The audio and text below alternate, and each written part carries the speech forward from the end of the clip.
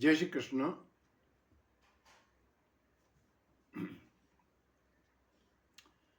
कल हमने श्लोक नंबर 14 में देखा कि अन्न से सभी प्राणी उत्पन्न होते हैं और वर्षा से अन्न उत्पन्न होता है, यज्ञ से वृष्टि होती है और यज्ञ जो है वो कर्म से होते हैं। तो अब ये शंका हो सकती है, ये भी जिज्ञासा हो सकती है कि फिर कर्म का भी कोई उद्गम स्थान होना चाहिए। कर्म कहाँ से उत्पन्न होते हैं? तो ये भगवान अगले श्लोक में बता रहे, श्लोक नंबर 15।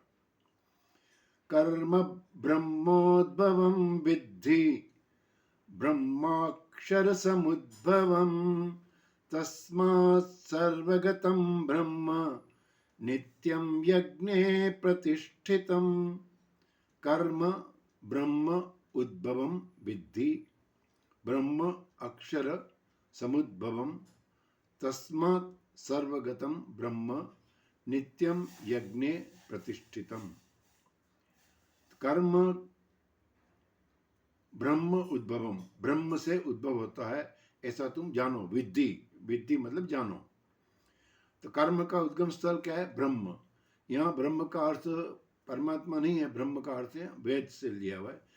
मैंने पहले भी आपको बताया है कि गीता में एक ही अक्षर का प्रसंग के हिसाब से अलग अलग अर्थ निकलता है। तो यहाँ पे ब्रह्म का अर्थ यहाँ पे वेद से है। तो कर्म जो है वो वेद से उत्पन्न होते ऐसे जानो। और ब्रह्म अक्षर समुद्भवम, और वेद जो होते हैं वो परम पिता परमेश्वर से उत्पन्न होते हैं। अक्षर, यहाँ पे अक्षर परमात्मा से बताया, परमात्मा से कहा है कि अक्षर का अर्थ होता है परमात्मा। जो क्षर, जिसका क्षर नहीं होता है वो परमात्मा है, तो उससे वेद उत्पन्न होते हैं। तस्मात्, इसलिए सर्वगतम, सर्वगतम मतलब सर्वव्यापी ब्रह्म। अब यहाँ पर ब्रह्म जो है वो परमात्मा के लिए, निर्गुण निराकार परमात्मा के लिए, इसलिए जो परमात्मा है वो सर्वव्यापी परमात्मा नित्यम यज्ञ प्रतिष्ठितम। यज्ञ, ये जो है वो यज्ञ की सप्तमी विभक्ति है। यज्ञ में नित्य प्रतिष्ठित रहता है। परमात्मा जो वो नित्य यज्ञ में प्रतिष्ठित रहता है, प्रतिष्ठित है। तो अब कर्म वेद से कैसे उत्पन्न होता है? तो वेद में दो कांड है मेन मुख्य, कर्म कांड और ज्ञान कांड। तो कर्म कांड में क्या कर्तव्य है मनुष्य के, क्या कर्तव्य कर्म है, शास्त्र विहित कर्म है, और जो शास्त्र निषिद्ध कर्म है, जो हमको करना चाहिए और जो नहीं करना चाहिए, और जो विहित कर्म है उनको विधि बताइए कैसे करना चाहिए। तो इसलिए जो वेद जो है वो हमको कर्म करने का, क्या कर्म है, शास्त्र विहित कर्म कौन से ये बताते हैं और विधि क्या है दोनों बताते हैं। इसलिए कर्म की उत्पत्ति वेद से कही गई है। यहाँ वेद का अर्थ सभी शास्त्रों से आ गया।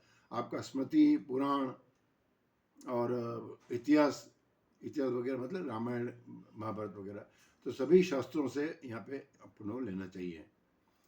फिर कहते हैं कि ब्रह्म अक्षर समुद्भवन। तो ब्रह्म जो है वो वेद, यहाँ पे वेद जो है वो किसमें होते हैं? परमात्मा से। वेद कोई पौरुषेय नहीं है, वेद पौरुषेय नहीं है, क्या है? ईश्वर के श्वास से ही प्रकट हुए हैं। तो वेद जो है परमात्मा के से प्रकट हुए हैं, इसलिए जो परमात्मा ही सबका मूल है।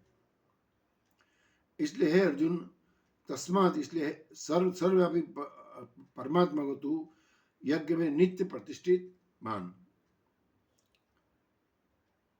तो हमने देखा भगवान ने ये बता रहे हैं कि पूरा सृष्टि चक्र समझा रहे हैं कि परमात्मा से वेद उत्पन्न हुए, वेद से कर्म उत्पन्न हुआ, कर्म से यज्ञ, यज्ञ से वृष्टि, वृष्टि से अन्न, और अन्न से प्राणी उत्पन्न हुए। इससे सृष्टि पूरी।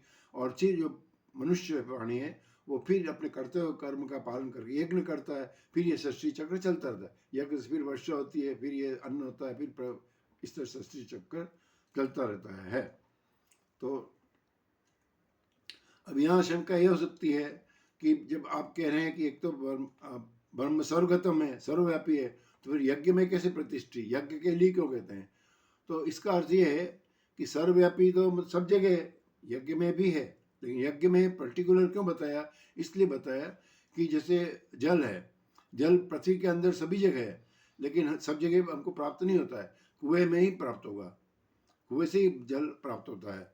इसी तरह जो है वो अपने घर में भी पूरे पाइपलाइन में पानी होता है, लेकिन पानी कहाँ से मिलेगा? नल में, टोटी में से प्राप्त होता है। तो इस तरह से यज्ञ जो है वो भगवान के, परमात्मा के उपलब्धि स्थान है। इसलिए भगवान इस श्लोक में समझा रहे हैं कि अगर आप परमात्मा की प्राप्ति करना चाहते हैं तो नित्य यज्ञ करें, अर्थात निष्काम कर्तव्य कर्म का पालन करें, तो आपको परमात्मा की प्राप्ति होगी। ये श्लोक 18 अध्याय 18 में श्लोक नंबर 46 में बताया गया है कि स्वकर्मा तमभ्यर्चम सिद्धि बिन्नति मानव। तो अपने कर्तव्य कर्म का पालन करने से आदमी को सिद्धि, मनुष्य को सिद्धि प्राप्त होती है। जय श्री कृष्ण।